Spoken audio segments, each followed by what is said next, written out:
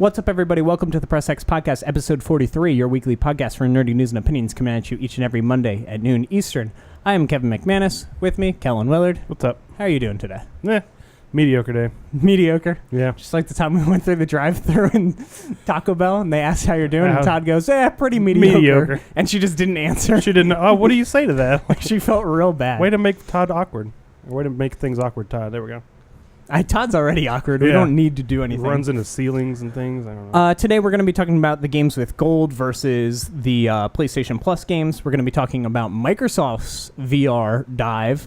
And we're going to be talking about Cloverfield, apparently. So all right. We'll see how this goes. I know how this goes. But first, let's start with what we've been playing. Mine's pretty short, so I'll start off. Yeah, mine is too. I haven't been playing much this week. I've been jumping in and out of games that I'm not going to talk too much about. Like I played like Super Mario World. I played Super Mario 64 for some reason. Because you love that game. Yeah, but I mean, like I just played them for like an hour and then I'd shut them off. I was just jumping between games. I couldn't find anything I really wanted to sit and play. The only thing that I actually really went through was I beat Tomb Raider's VR mode. Oh yeah, the house. So it took me like 2.5 hours to 100% it, and I really, really liked it. It's much more interesting if you do it after you've beat the game and you actually care about what's happening versus like when I jumped into it for 15 minutes before just so I'd have an idea. One of my favorite VR things for sure. Really? And my favorite part of it was when I was playing it before, I was sitting down, and that was the mistake. In fact, it specifically tells you to stand, and I did not see that the first time. And when you're standing, it puts this virtual box around you in like wireframe so you can see how far you can walk out before it'll be like the camera can't see you anymore. Oh, yeah. So you have this little box and then a little arrow if you look at the floor that'll point you towards your TV, because I got turned around a lot. Like I put my hand out and hit the couch and I'm like, damn it. Wait a second. I literally turned around. But you just explore her house, you find trinkets, you figure out like what happened there and all these things. The coolest thing I did was at one point, just to check it out, and it worked, I lit the fireplace, and I just looked around the room, and I laid down on my back on her rug in the middle of her foyer and just looked at the ceiling and looked around the room just to see if it would work, and it worked perfectly fine. And then I considered sleeping just to wake up in a different world and see what that's like. Sleeping with that helmet And on. then I realized I'd probably break it, and that's a terrible idea. I think it's a fine idea. I think it's an awful idea, but it was really cool. I did it in both the comfort mode and the non-comfort mode. When you're standing, I now understand why people were saying the like non-comfort mode is a little motion sickening. And it's because when you're standing, you lose your balance when she's moving. And you're not. And, like, I didn't feel sick at all, but I kept feeling like I was going to fall over. Probably feel like you're on a boat or something. Yeah, boats give you that motion sickness thing. Sometimes. But it was just weird. It felt like the way I described it was I was standing on a skateboard and somebody was pushing the skateboard and I had no control over which way it was going. That's what it felt like to me. But I did that for, I don't know, maybe 10 minutes in the non-comfort one, and then I switched back to the comfort one. It's also a lot better because you teleport in the comfort mode to wherever you're aiming, and you can like skip doing ladders and stuff, so it's a lot faster to do it in that mode. So I really like that. I actually think they maybe should have, or they still can, maybe upgrade it and let you play with the Move controller so you can actually like interact with things as opposed to only the controller, which is a little weird. When you pick up a collectible, you like spin the controller around until you can read whatever you need to read on it. Yeah. And you're clearly holding a controller and not a picture frame. Whereas in Batman, when you do it, it feels like you're actually holding the picture frame because of the Move controller triggers. It just feels like you're pinching like the picture. I wish that they would update it and use the Move controllers and then just sell it as a standalone VR release for $20, just like Batman. Yeah. I think it would do. I don't know if it would do well but enough. It's good. Like it's good enough to do that for. And then the other big thing I played was Pokemon Go, and that's really the main reason I haven't played anything else. Yeah. The Halloween event started. Basically, you get double candies for everything you catch. So you used to get 3, now you get 6. Everything you transfer, you get 2 instead of 1. Every time you evolve, you get 2 instead of 1. So you get way more candy. You have the buddy system. They quartered all of the walking distances. So really? I used coughing to get a wheezing, and it took me 2 days. When normally it's 3K a candy, now it's only 0.75. So it took me 2 days to get my wheezing, and now I'm doing Grimer, and I'm almost halfway to a muck. And then if I have time, it ends on Tuesday. So it's Saturday when we're filming this, but it'll be Monday when this goes live. So up, yeah. not too much time left. But hopefully I have muck done, and then I'm either just going to walk with Charmander to push towards a Charizard, or I'm going to finish off some of the other, like Seal. I don't have a Dugong. Things like that. Because I don't... See, the thing is, there's certain Pokemon that are nest Pokemon that you can go to a nest and they'll be all over the place. Like, I went to an Electabuzz one today, and I caught, 12 Electabuzz in an hour and a half. Grimer is not a nest Pokemon. He never has been reported to spawn in a nest. Seal is, as well as Magnetite. Magnetite, is that his name? Magnemite, yeah. Yeah, that guy. Those are nest Pokemon, so if I want to, when a nest pops up for them, I can go do that. Just go do it, That's why I'm not walking with them. I'm doing the ones that... I've literally caught one Grimer, the third day the game came out, and I still haven't seen another one. So I'm trying to get muck. That's impressive. But that's basically it. I've just been going to the park and walking a whole lot, trying to get the Pokemon. I really like that game. I know. It's a little upsetting. You're a little upsetting. It's true. Yeah. Yeah, I hadn't done much this week. Played a lot of League of Legends because that's what I do. Also, there's a big league thing going on. Yeah, World's Finals are going on right now. You won't let me watch it. It's terrible. It's true. It's literally the final Game 5 match. of 5, yeah. No, we don't got time for that. I know. It takes forever. That Xenoverse 2 game came out. Oh, yeah. How's that? It's a lot of fun. Came out. It was a Friday release for PC, so I haven't got to play but a couple hours of it. Mm-hmm. I like that game a lot. Yeah. You really liked the first one. I put 35, 40 hours in the first one. This is just like the first one, but more of it. Yeah. Same combat, a lot of the same stuff. Like, I transferred stuff over. That's my favorite stuff for most sequels. Yeah. It's just the same, but more. It's just more abilities, more missions, more quests, more everything. Yeah. A lot of the same characters. They did something really neat that I don't know that I've seen it before. I can't think of an occasion where I've seen it. You transfer your character in from the first game to the second one, but instead of playing as him, they're like this legendary warrior who's in your main story. Oh, that's really cool. He just appears every now and then. You're like, I was that guy. It's pretty neat. That's awesome. I actually really like it. He comes by sometimes like to help, and then he's just gone. It's like exactly how you left him. It's pretty neat. That is neat. I like that game a lot. Yeah, it lets you transfer over some of your old moves and stuff. So I've already got one of the best moves in the game. Just blast stuff. It's fun. I really like that game. And since Titanfall 2 was also a Friday release, that's what I was curious. Hadn't played it yet. Okay. Been hearing really good things about Titanfall 2's campaign specifically. Yeah, that's what I heard, but I hadn't had time to play it because I was busy Friday and then here Saturday. Also heard that their predictions for Titanfall 2's sales have significantly dropped. Really? Yeah, because Battlefield was so highly regarded, and then Call of Duty's coming out this week. Yeah. That the analysts actually dropped their predictions for Titanfall 2, even though it also is getting very good reviews. Yeah, it's sandwiched in between two things that are much more bigger popular. names. Yeah. I'll probably still get it, just haven't yet. This is bad timing. Other than that, I hadn't done much. Didn't play any more Gears, even though I need to. Watch some anime, the usual. Watched a couple movies. I watched all of Persona 4, but again. Yeah. No. Well, again meaning I did it this week. Yeah, I started it maybe last Sunday or something. I finished it this week. Still good. Still great. It is. Big fan. I still need to buy it. Let's move on to the news. Okay.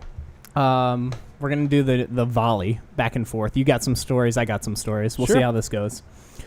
I'm going to start off with PlayStation Plus and Games with Gold, in a rare move, are both announced, so we can actually compare them. Surprisingly. As opposed to us doing Games with Gold and then getting the Plus next week, which is typically what happens. So PlayStation Plus gives us Everybody's Gone to the Rapture, which is that walking simulator game I showed you at one point for a little bit. Yeah, it's super pretty game. A couple hours long. I actually really enjoy it. I don't think it's amazing, but as far as walking simulators go, if you enjoy that style game, I think you'll like this one. The storytelling in this one is done through flashbacks that are told through stardust, I guess would be the best way to put it. So you walk up to points of interest and the stardust will form the characters and things, and the time of day changes. It's really neat and it's very pretty. For free, it's definitely worth at least checking out. It sounds kind of like the storytelling in The Division. You find little You find little areas in the ground and you like rebuild it with the cameras and stuff. Yeah, kind of actually. Deadly Tower of Monsters. This is basically a B horror movie. It's I like it so kind far. of cartoonish. Brawler, I guess, would be the like a Zombievers fighting game. It's a little more sciencey than that. Okay. It's more like Frankenstein's monster sort of vibe that I got from it, but I don't know too much about the game besides that.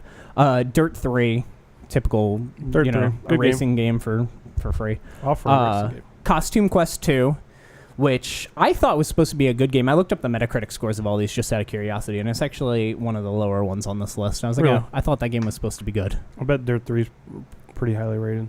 They usually are. Another quest. We got Letter Quest, Grimm's Journey, and this is a remastered game. This is I guess you could call it a puzzle game. It's a word game. It reminds me of Boggle. So it'll be it'll be like a word, like letters, and you need to make words out of it, and then tiles have different like traps and stuff in them. But it's a word puzzle game, I guess is the best way to put it. And then Pumped BMX Plus, which is the lowest rated game I think out of all of these, which is basically a 2D side-scrolling BMX game where you do tricks in the air. It reminds me of the Trials games, Trials I guess, HD, but not as good. Those games are highly rated. Yeah, I know a lot of people that love the Trials games. In fact, we're going to kind of have a call to one of those in a minute. So the games with gold, we got Super Dungeon Bros, which I was very excited when I heard because I assumed it would be a Super Mario Bros clone. It's not. It reminded me a little more of like a Castle Crashers type thing. All right. I like Castle Crashers. No, yeah, that's fine, but it's just I got excited. You can't name your game Super Dungeon Bros and not expect me to think it's a Mario clone. Mario Bros, yeah. We have Murdered Soul Suspect, which is a really mediocre crime. It's like, I guess the best way to put it is they tried to make like a Heavy Rain thing and it didn't work. It didn't quite work. Monkey Island, which is the old PC games. And then Far Cry, probably the best one on this list is Far Cry Blood Dragon, which was the Far Cry 3 like 80s action movie thing they did. Yeah. And the reason I say the Trials thing is Trials did a Blood Dragon mode or whatever they called it for their game. So I actually have the Blood Dragon game. It's really good. It's the only Far Cry game I've played, and I really like it. I think that is probably the best thing out of all of these. That game's sweet. Put together. I don't know. This is pretty even as far as things that I'm interested in go. I already own Everybody's Going to the Rapture, and I thoroughly enjoyed it, and I'm happy I paid for it. I liked it a lot. I'd probably download it, but, banned. But there's a lot of people who just hate walking simulators. Yeah, so they look at it and they're like, some of them. They're like, bleh. I like some and I don't like some. I'm not like Gone Home's one of the highest rated ones. I don't like Gone Home at all. I think they work a lot better in VR. After doing the Tomb Raider thing is a walking simulator for all intents and purposes in VR, and I think it works 10 times better there. Yeah, it's more immersive. Huh? But I guess just because of Blood Dragon coming to the backwards compatibility thing, Games with Gold's probably a little better. But I'm fine with that. I already own they're very different games. Like you have a racing game, you have some multiplayer games, you have a walking simulator single player game. Like it's just a whole bunch of stuff. So I think it's a fine month for both. If there's anything you're interested in, there's probably something out there for you. You should at least like one of those games if you're subscribed to both. Yeah. All right, Kellen. What do we got? I guess I'll lead with the League World Finals thing. That you're not watching. Yeah. Well, something I thought was interesting. I don't think they're the first to do it, but I'm not sure. Mm-hmm. But they were doing like a portion of the finals money they were giving out was crowdfunded. If you bought certain skins and things in game, they would put a portion of it toward their prize pool. Oh, that's cool. So how big is the prize pool? Just the crowdfunded portion is over $5 million. Holy shit.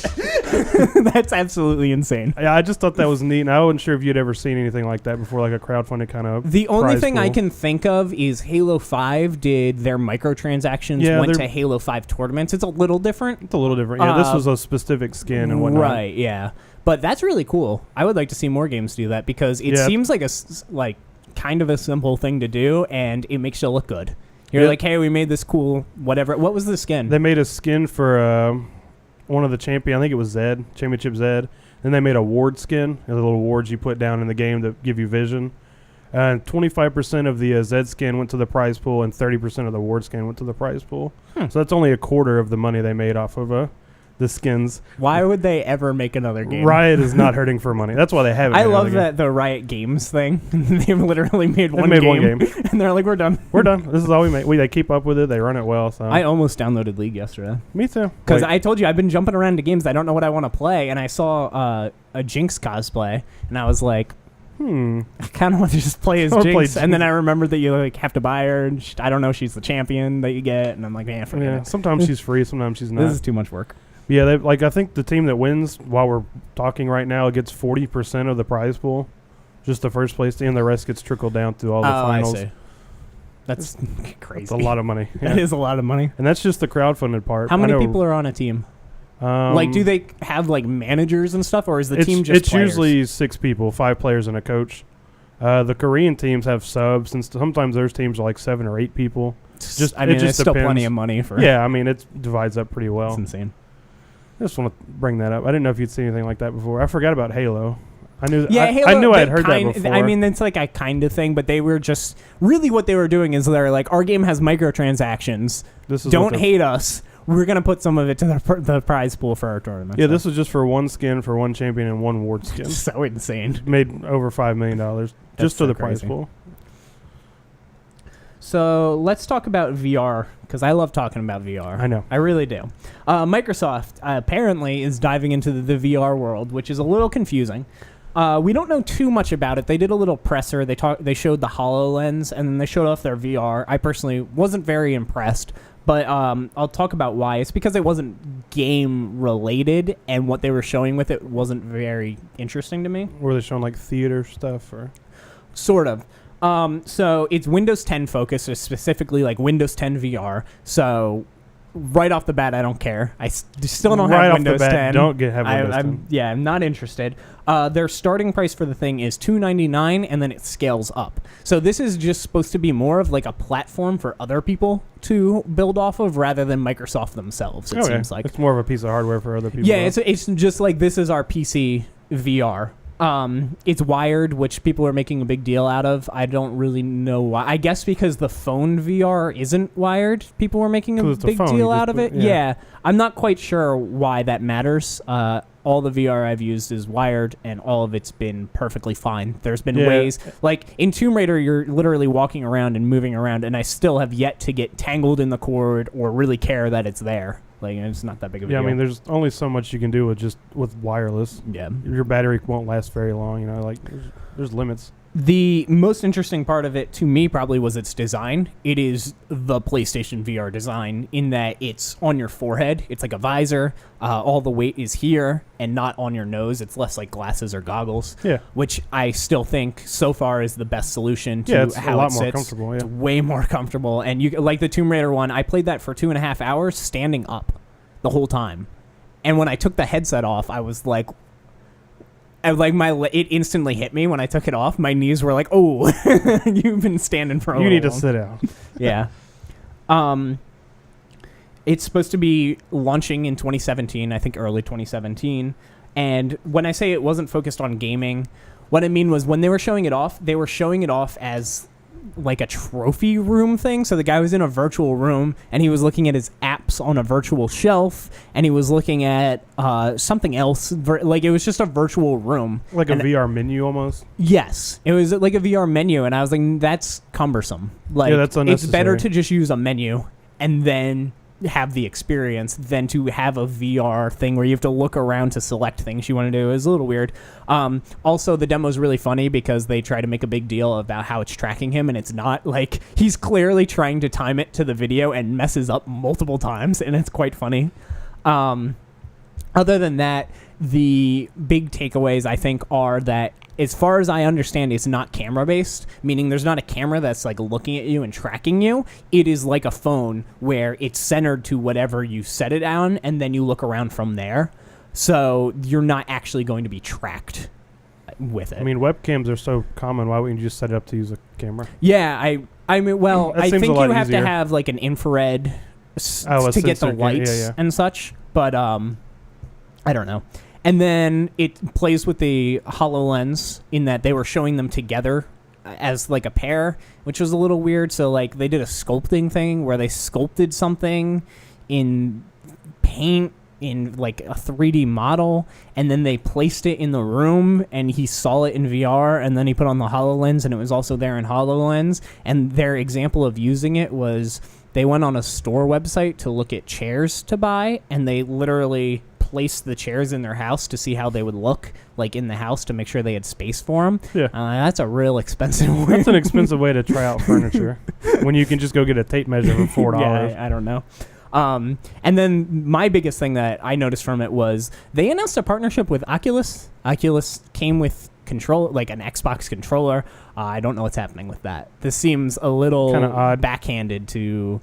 Like, I don't know if that fell through. Maybe it was a time thing. Or if it's like just a little partnership, like it's not as big as people were thinking it was going to be, where people thought that the Scorpio was going to have Oculus integration. Like Rift support, yeah.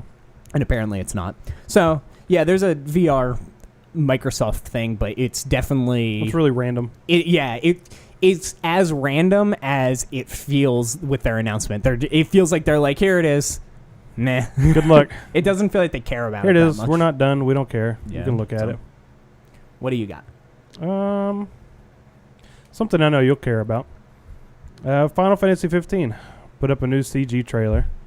The Omen trailer. Looks really pretty. Yeah. My question for you was, does anybody still care about this game? Other than the hardcore Final Fantasy people.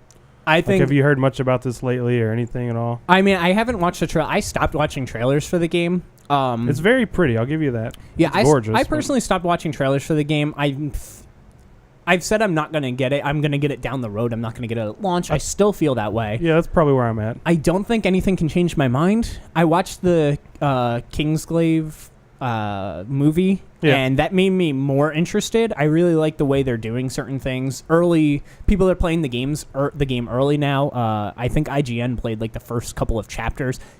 Love it. Everybody's saying it's really good, at least in the beginning. What they've played of it, yeah.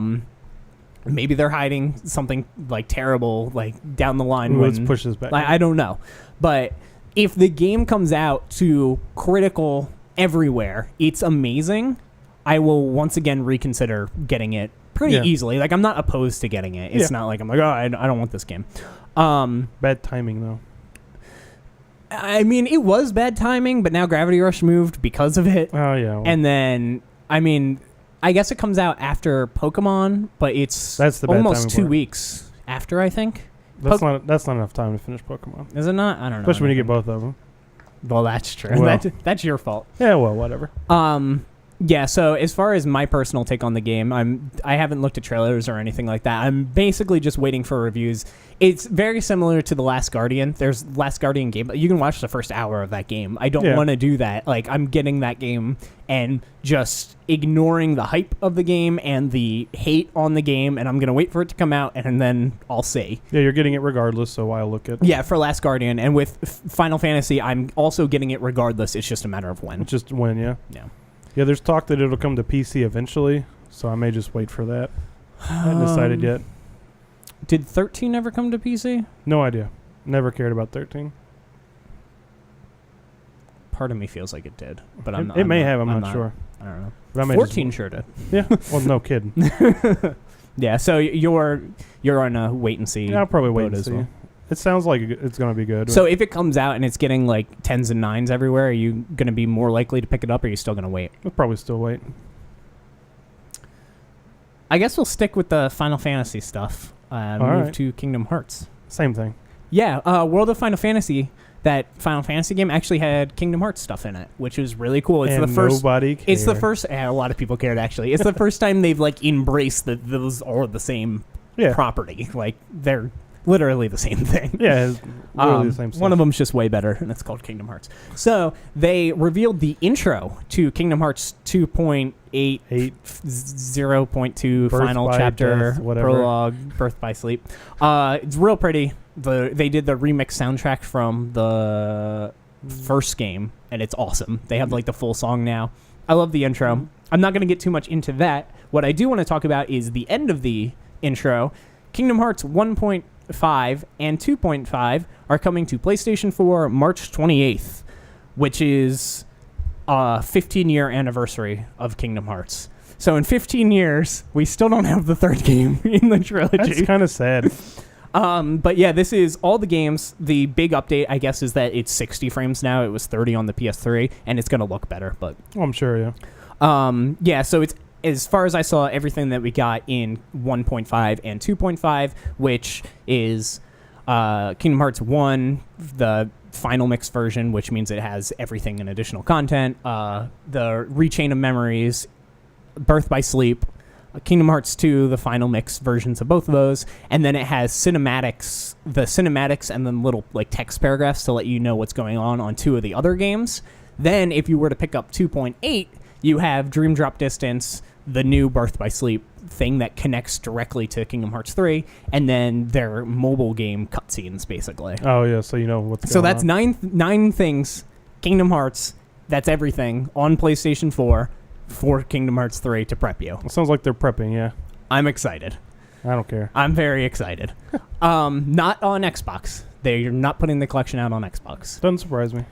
It doesn't surprise me, but I've seen a lot of angry Xbox, and I understand why they're angry.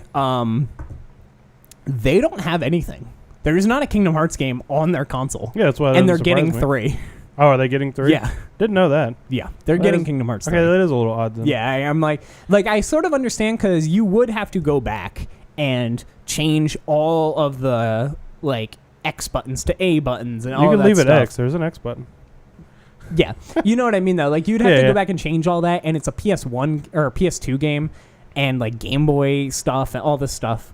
So I don't know how hard that is. I imagine it would kind of be annoying, and it's probably not worth it for the amount of sales that they have. Sell it, yeah. Because they didn't put World of Final Fantasy out on Xbox either. Like I think Xbox is just known so much for not JRPGs. Yeah, that's not the JRPG The Japanese market doesn't care that much about Xbox, and that's why you're not seeing it. Yeah. But as far as I know, 3 is coming out on Xbox. It's definitely been announced, and it's in the logos and everything. They did take it off their website at one point, but it's back. Yeah. So I think they're just going to release 3 for it and be like, I hope you know what the hell is going on, because it's a very confusing. Good luck. It's a very confusing story. I mean, it's spread across 9 games, and they had to make multiple little things to try and connect 3. So yeah, I guess I'll just avoid it because I don't know what's going on. So I'll never play those. You're gonna play Nope. at least part of Kingdom Hearts 1. Never happening. The only other thing I want to know about this is if it's cross-save. That's my big thing. I played the PS3 ones. I beat all of the first 1.5. I beat 2.5. I'm almost done with Birth by Sleep. That was one game that I wanted to play this week and I didn't get to. Slacker. Yeah. Pokemon, man. So I want to go back and finish Birth by Sleep, but I want to know first if this is cross-save. Because if it's cross-save, I'll get it and just move my save over and start it there. If it's not, I have to decide if I want to finish Birth by Sleep, which I'm probably halfway through. I mean, you play as multiple characters and you do the story a couple times, but I would say I'm halfway through like the entire thing. Or if I want to just restart on PS4. Just restart it. I might just restart. It would really help me if I knew when Kingdom Hearts 3 was coming out. 2020? If Kingdom Hearts 3 is coming out like 2018, then I can just do everything again on PS4, and I'm okay with that. If Kingdom Hearts 3 is coming out next year, which, I mean, they are putting out the collections and everything. Technically possible at the beginning, yeah. Their track record suggests no. That's fair, but they are putting out everything early in the year. They're prepping for it, yeah. It's possible it's like a November game. They're setting up for it. Like if they're done with it, they could put it out, yeah. So we'll have to see. But that's my biggest question that I want answered is it cross-save? My assumption is no. But maybe not. I don't know. And or when is Kingdom Hearts 3 coming? They did something cool. I believe it was in 1.5 maybe. They've done 2 things that I really like with those collections. One is if you beat the collection games, you unlock wallpapers for your PlayStation 3. Yeah. And I thought that was really neat, and I would like to unlock themes for the PlayStation 4. I also still think every game should do that when you get the Platinum Trophy. I think every game should have a Platinum exclusive theme that you can only get if you've Platinum the game. And the other cool thing is they like to do hidden trailers. When you 100% the game and then beat it, they put a teaser trailer. I wouldn't be surprised if you 100% 1.5 and 2.5. They put out a trailer for Kingdom Hearts 3. Yeah, I'm sure it'll be there. So wouldn't surprise me. Last thing I got, some news I saw this week about Cloverfield 3 that I was tell me about this. Not expecting to hear anything about. Right. Especially with how they dropped Cloverfield 2. Exactly, if you just call it that. the 10 Cloverfield Lane just kind of came out of nowhere. Yeah, and it was great. Yeah, fantastic. Very good.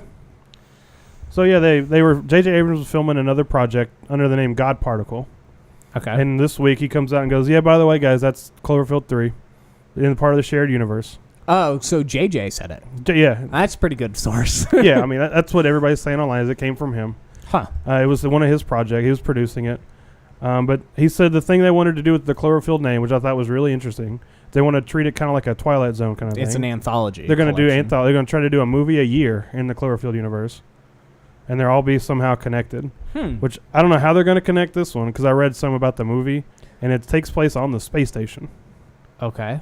And the American astronauts are on the space station, all of a sudden turn and look, and the Earth is gone.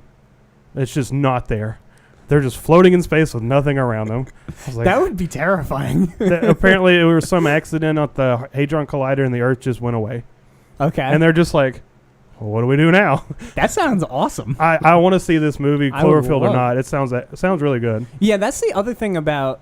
I don't want to talk spoilers, but 10 Cloverfield Lane stood on its own. Absolutely. Cloverfield, stands on its own, obviously, because it was the first thing. So I imagine this movie will also stand on its own. Meant to stand on its own, yeah. Yeah, that's neat. Halloween tried to do this. They did Halloween, and then they did Halloween 2, which was a sequel. And then they did Halloween 3, which I don't know if you know anything about this. Not really. Michael Myers isn't in it or anything. It's a completely different story. I knew there was one he wasn't in. Yeah, it has nothing to do with any of it, and then everybody hated it. And they're like, this is BS. We want Michael Myers killing teenagers. And it was about, like, haunted Halloween masks, basically.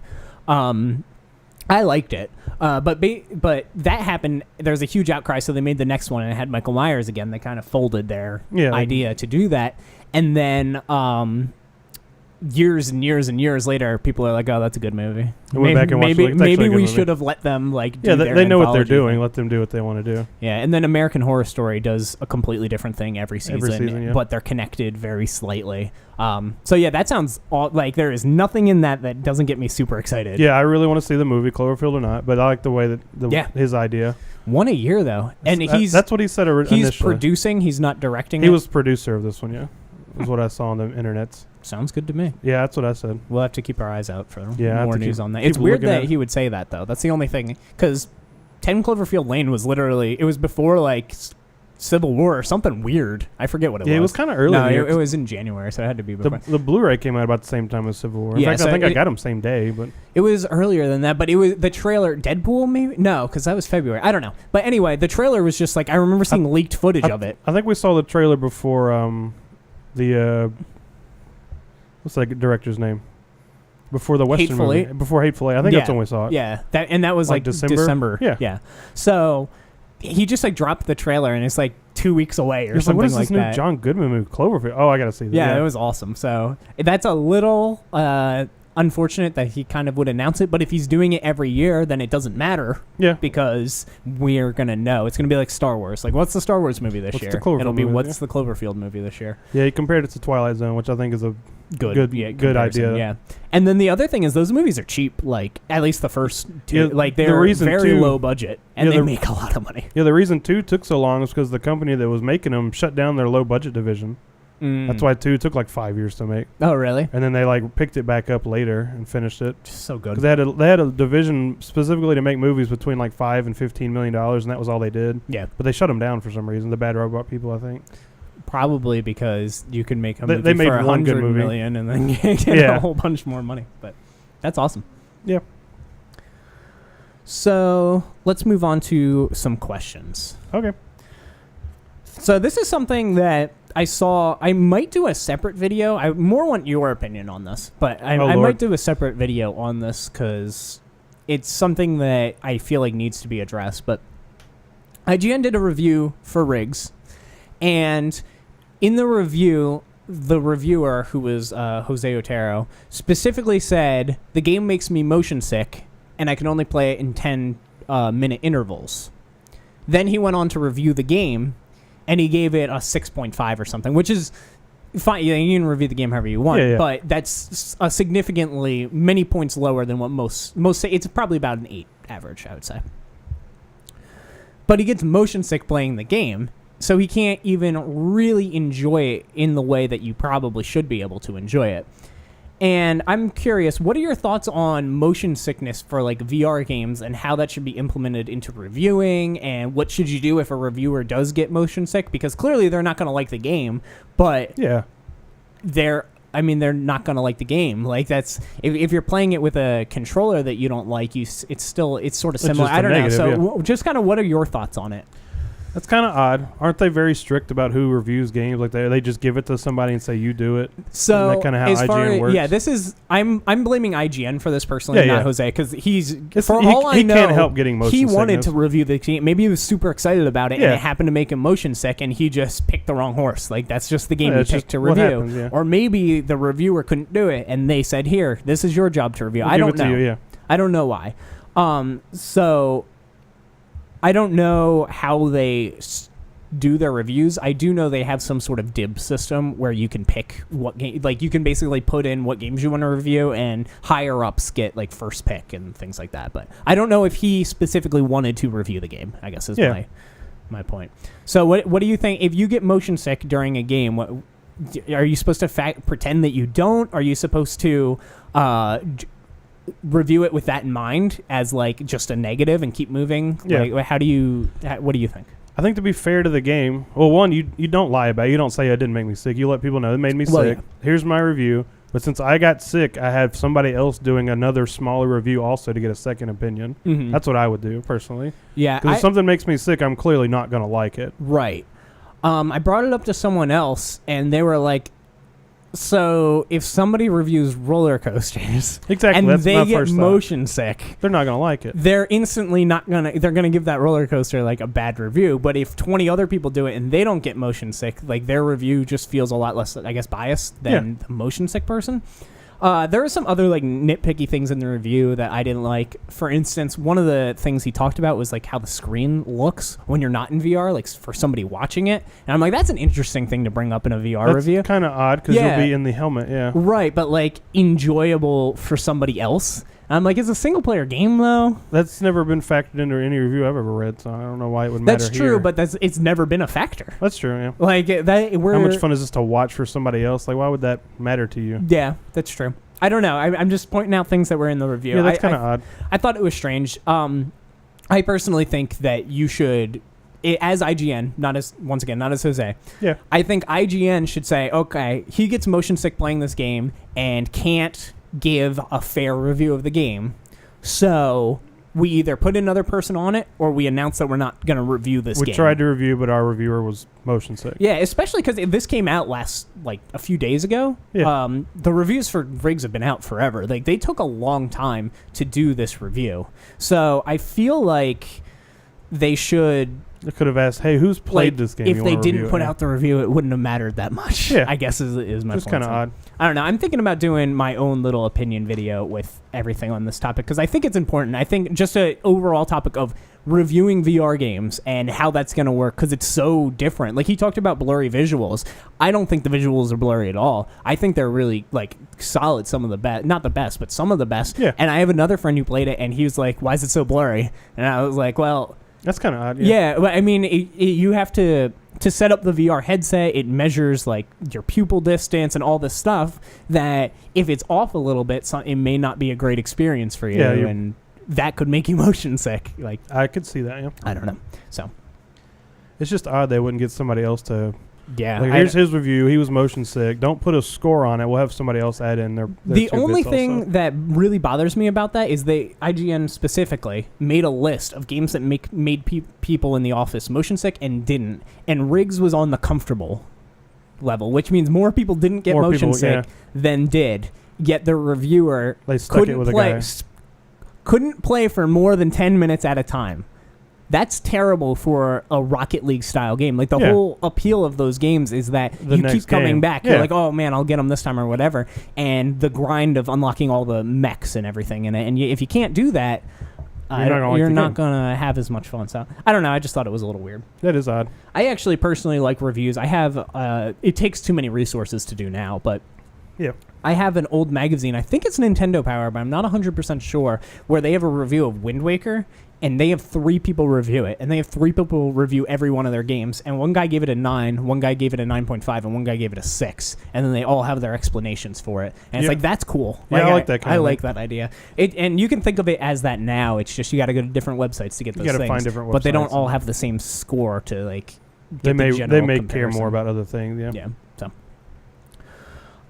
so this is an interesting one. What mechanics from a game did you enjoy but were implemented poorly, like in a poor game? So basically, what mechanics did you think were cool in a video game, but maybe the game kind of sucked, and you would have preferred to either have those in a different game or the game be better and better use those? So I'll give an example, because this is easily the first one that came to my mind. Remember Me. That game's not very good. It's fine to like play through it, but it's not a great game. But it has this really cool combo mechanic because it's a sort of I don't really even know what they're called anymore, an action beat 'em up. I don't know, like God of War or Bayonetta. It's those character like action beat 'em up games where you do lots of combos. So this had a system where you unlock moves for your combos, and then if you pause the game and went into your menu, you literally built your own combos. So you're like, all right, well, square can do this move, so I'll put it here, and then square triangle does this, and I'll chain it with that, and then it showed you like the strength of your combo, how much whatever it spent using that combo. If it healed you, like you ended up getting finishing attacks, and like some would heal you if you finished with this move, or some would stun the enemy if you finished with that move, and you just built your own combos, and then those were your combos for the game, and as you progress, you unlocked more and more moves to chain together different combos that you built yourself. And that game was, like I said, meh. But it was such a cool concept that I was like, man, I really wish that either we got to Remember Me Too, which won't happen, or that was just in a different, they like, used that, even specifically in Bayonetta, I feel like it would have worked really well. Yeah, they had their own little combo thing going on. What do you got? Can you think of anything? The first one that comes to mind, just because I like time travel and time travel mechanics and that kind of thing, Life is Strange. If you use the kind of time travel, that kind of way they manipulated time a little bit, put it in a better game, I'd probably be all for that. Yeah. I like some of the stuff they did. I don't know. That game was kind of a miss. No, yeah, I completely agree with that, obviously. That's my rant on Life is Strange. Yeah. They made some weird choices, like how it just sometimes just doesn't work. Like, just make it work all the time or not. Like, come on. It was almost like a story problem. Like, it felt like they wrote their story, and then they wrote their mechanics, and they're like, ooh, this doesn't make sense. This can't be time, because then they always win, so we have to... What should we do? Let's just make it not work. Give her a nosebleed, make her not work. Okay. Like, come on, that doesn't... Like, something with that kind of mechanic where you can just... I know. Explain the teleporting thing for one. Yeah, there's so much to it. There's a couple fix the like plot holes in it. Yeah, there's some missing pieces, but I like the way that game worked when it worked. Have you played through Quantum Break anymore or no? No, I haven't messed with it anymore. I need to. Yeah. For that reason, actually. Just for the mechanics of the game. Yeah, because I like the mechanics of that game. What of it we played. I have it loaded up. I just hadn't went through it yet. Yeah, I actually want to go back through or not back through, but go back to Rare Replay and play through Banjo 2. I don't know why. Banjo 2. I'm in the mood for another. You don't know what you're in the mood for. That's true. So that was part of my problem. Like, I don't know what to play. I'll just hop on League, and it's like 6 hours later. I'm like, oh, okay. At least you got 6 hours in. Like, I've been playing all this stuff. I played Shovel Knight. I bought the Shantae games off Limited Run, which sold out incredibly quickly. But I bought those off Limited Run, and I'm like, maybe I'll go through all the Shantae games. Because I've been wanting to do that too, but I can't do it. I don't know. Maybe Banjo 2 will do it, because it's a game I haven't played, but it's a familiar gameplay style concept, that I might like. I don't know. Fair enough. So let's move on to the game releases. Gareth got a back at it again. New Gareth. system, and it looks good. I'm liking this. There's a lot of words though. I fact checked one of them, and it is correct. Which one? That one? Yes. Once again, Call of Duty. Like, he said that Battlefield 1 was coming out 2 weeks ago or whatever it was. And I was like, there's no way that's true. And then we looked it up after the show, and we're like, oh, Gareth was right. Why didn't Nick look it up while he was sitting here? He was trying to. Oh. I don't know. Yeah, I think he just didn't believe it, so he didn't say anything. Fair enough. But, yeah, Call of Duty coming out. So, yeah. But what do we got? Let's start October 31st. Hitman Episode 6, Hokkaido, PC, PS4, Xbone. Oh, he put Xbone in here. He's all right. Season finale of current string of Hitman episodic games. Agent 47 tracks down 2 targets in modern Japanese resort. Cool. Marlene for the PC. Virtual reality psychological horror game. Uses room scale and physics interactions to solve tasks and puzzles that progress you through the supernatural story in an immersive way. The goal is to make an interesting story-driven game which immerses the player in a realistic interactive world. Doesn't use typical gaming conventions such as flashing icons, no inventory system, and no glowing bread trails. Supposed to be more realistic kind of thing. That's interesting. Probably won't work very well as a game. There's a reason those are gaming conventions. Yeah. Right, yeah. Dead Space did a good job of hiding that stuff. Hiding things, yeah. Except that game's PC port was terrible. So yeah, well. Like you try to turn with the keyboard and he would turn like this. You'll be fine. That was with the speeds fully turned up. I was like, I don't know what else to do. I'm just not playing the game. Camp Sunshine for the PC.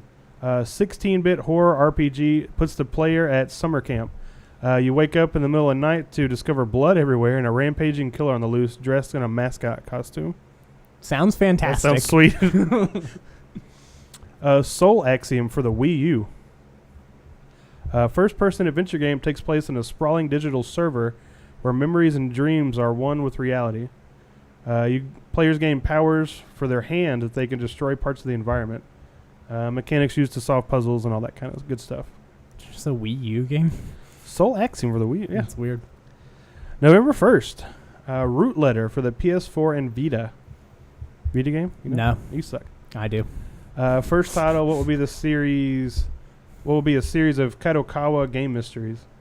Collection of adventure games that explore human drama featuring local Japanese culture and history. Game has the player on an adventure to solve the mystery of a pen pal from high school who disappeared after leaving a mysterious letter. A letter delivered 15 years later. It's a little late. So it sounds like Silent Hill 2. Sure. Steins Gate Zero for the PS4 and the Vita. I don't think this is coming out. I think this got delayed again. Damn it, Gareth. I'm pretty sure it comes out November 1st? 29th. That I don't know. I think that was its original, not original because it got delayed, but its new date, and I think they pushed it again like yesterday or 2 days ago, as far as I remember. It just says November. Yeah, I think it comes out the 29th. Initial release date December 10th, 2015. Yeah, that didn't happen. Clearly. Anyways, we'll talk about it anyways because we don't know. Sure, okay, because Steins Gate's good. Because we like Steins Gate. Yeah. Sequel to Steins Gate, time travel visual novel, explores a branch of one of the alternate endings focusing on a story about AI. It's cool. I actually really like the first Steins Gate game. I'm still not done with it. That's something I need to go back and I finish. have that game also I need to play. But I liked it enough to get this one's on Vita as well. Yes. Probably grab it for Vita. Might as well. Super Dungeon Bros for the PC, PS4, Xbox. Fast-paced, action-focused, heavy metal-themed dungeon brawler. Play with up to 4 friends in couch or online co-op as you raid deepest dungeons of Rockheim in search of epic loot, horrors of evil undead, and legends of long-lost fabled rock stars. That game sounds sweet. I want to play it. It's a better description than my description earlier. Yeah. It's free on Xbox Live. I have that one. No, PlayStation. Which one was it? I don't know. You have the list. Xbox. Good. I have that one. I'm not banned from that one. BlazBlue Central Fiction. BlazBlue. How do you actually say that? I say BlazBlue, but there's no E. There's no E. I don't know. That game for PS4, PS3. Supposed final chapter in the BlazBlue series of 2D fighting games. That's not going to happen. Supposed. Of note, first BlazBlue game with an NA release that is not getting an English dub, which was apparently petitioned and nobody cared. Petitioned to get it? For a dub. Yeah, that's dumb. Why? Because dubbed things sell way better than... Probably true. Yeah. Earth's Dawn for the PC, PS4, and Xbox. 2D side-scrolling game in a hand-drawn art style. Combat is intuitive but deceptively deep with combos, finishers, and rankings after enemy encounters, all adding depth to the game. RPG-style skill trees, equipment crafting, and character evolution. Game for you. Here we go. Owlboy for the PC. Yeah. Explore a vibrantly crafted pixel world in this flying adventure platformer. Being a mute, Otis struggles living up to the expectations of owlhood. Things spiral from bad to worse with the sudden appearance of sky pirates. How excited for this game were you? Not very, to be honest, which is unfortunate. That's disappointing. SteamWorld Collection for the PS4 and Wii U. SteamWorld Collection comprising both SteamWorld Dig and SteamWorld Heist. It also includes SteamWorld Heist add-on content, The Outsider. I don't know what those are. They're supposed to be pretty good. I think they're more known. It's on the 3DS, you said? PS4 and Wii U. The Wii U. I think they're on the 3DS, and this must be their port. Like console release. Yeah. Seraph for the PS4. Acrobatic platforming shooter about an angel trying to regain their powers with a unique twist. All their weapons are automatically aimed. You make sure she gets in the right place to aim. Also features a Twitch mode for broadcasting that allows watchers to suggest difficulty modifiers and dedicated webcam area. So it's automatically aimed. You just move the character, she aims. You just got to get her in the right spot to aim. So there's would be obstacles in the way, I guess? I assume so, or you got to get around corners, or they move. I'm not really sure. It's interesting. But it's got a dedicated Twitch area for you to put your webcam and stuff. That's kind of weird. Yeah, I guess they expect people to stream it. Lots of games do that. Tomb Raider has it. If you can pause the game and go into stream mode, and it has its own streaming thing where the Twitch people can spawn enemies on you and stuff if they type in the command. Oh, really? Yeah. That's kind of weird, but I kind of like it.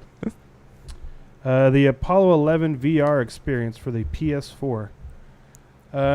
Not so much a game, but you can now experience the historic events of 1969 through the eyes of Neil Armstrong and crew as they embark on their journey to the moon. That sounds fucking sweet. It does, actually. I wonder how much that is. Doesn't say. We can Google it later. Yeah. November 2nd. Sims 4 City Living for the PC. Take your Sims 4 characters to the city and explore everything it has to offer, from bustling action outside to unique situations that come only with apartment living. So, a city expansion for Sims 4. Next page. Wait. There we go. God damn it. I had to pick all those up today. Well, it's not my fault you made 7 pages last week. November 3rd. Xanadu Next for the PC. Xanadu Next is an exploration-centric action RPG from the immensely popular Dragon Slayer series and a spiritual follow-up to the late 80s cult classic Fan Xanadu. Xanadu Next puts players in the shoes of a gravely injured knight given a new lease on life through ancient magic who must now seek a legendary sword called Dragon Slayer to ensure his survival. I've heard of the game series, but Yeah, I've never played them, but I've heard of them. Deus Ex Mankind Divided Linux port. Random. That's a thing? Okay. Yeah. People use Linux. Nobody in here, but people use Linux. Heroes of Issachar PC Early Access. Heroes of Issachar. You love early access. Yeah, so to do the next game. Okay. But it's an action role-playing game. Fine, whatever. Yeah. November 4th.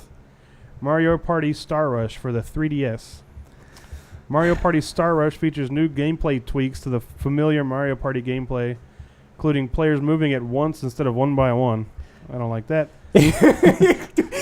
I don't understand why they're getting away from the board game. It's based off a board game, and then they're like, we'll make everybody move Everybody gets on with this train. everybody else. Yeah. And then they're like, oh, guys, we're sorry we fucked it up. How about now everybody takes their turn at the same time?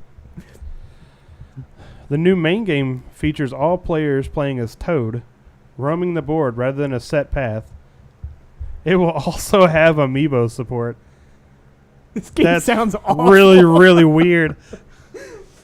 I want a shirt No, you don't. that says "Make Mario Party Great Again." Jesus.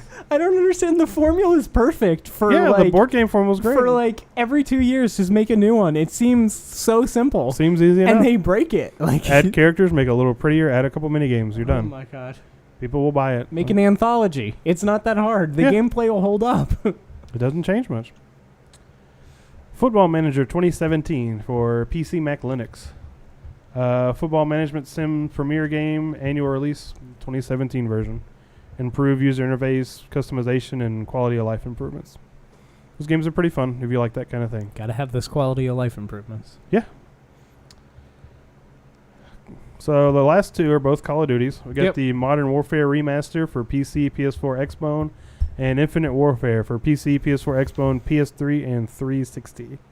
I really want to play the remaster of 4. What about Infinite Warfare? No. All right, then. Especially, have you seen like the videos of Infinite Warfare? I haven't seen much other than the first couple of trailers they put out. I know a lot of people are not happy with it. Yeah, the beta, allegedly there's a very overpowered perk or, I don't know, kill streak reward, I don't know what it would be called, where you turn into a tiger. Have you seen this? No. You turn into a metal tiger, and it's allegedly really easy to kill, but people are so scared of it that they run away from it because that's, I guess, the Just instinct of the new, that's part of the problem with kill streaks and stuff in games is you're more worried about keeping your kill streak alive than like making the right choice in the game. No, you just kill You're stuff. like, well, if I die, I lose my kill streak, man. But it turns you into like a tiger that runs, and if you get near a person, it one-hit melee kills them. What's the problem?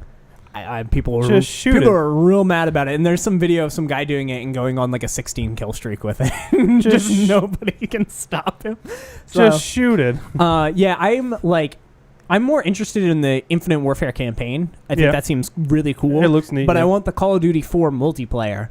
And there's all those rumors that Call of Duty 4 is coming out separately at a later date. So I think I'm going to either A, wait and see, or B, they've confirmed, as far as I know, that you have to have the Infinite Warfare disc in the console to play COD 4.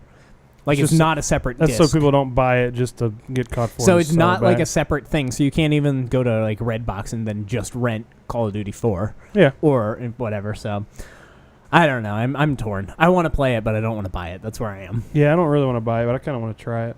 Yeah. So. But I don't have that option.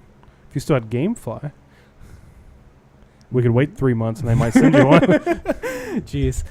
So we're not going to do the unpopular opinion this week because I want to go watch horror movies because it's Halloween. And I've only seen like 28 horror movies this month. And I need to see more.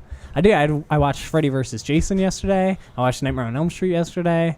I watched all the American Horror Stories. I watched Corpse Bride, like all of the new season. Oh, okay. I watched Corpse Bride. I watched Hocus Pocus, which is great. I watched Nightmare Before Christmas. I watched Addams Family. I watched Inglourious Bastards. We watched a bunch of Screams. We got to finish all the Screams. Yeah. So, I don't know. I like horror movies a lot, though. They're fine. Yeah. They're no Inglourious Bastards. I love that movie. I mean, that's not fair. Yeah. But anyway, this is normally the part of the show where we would read an unpopular opinion and then go over it and discuss it, but we're not going to do that. But if you do have an unpopular opinion or a question for us, feel free to leave it down below. Yeah, we're running low. He's getting light. Yeah, we're running low on unpopular opinions, so we're going to need them. But if you made it this far, thank you so much for watching. Thank you for being here, Kellen. Yeah. And we'll speak with you next time.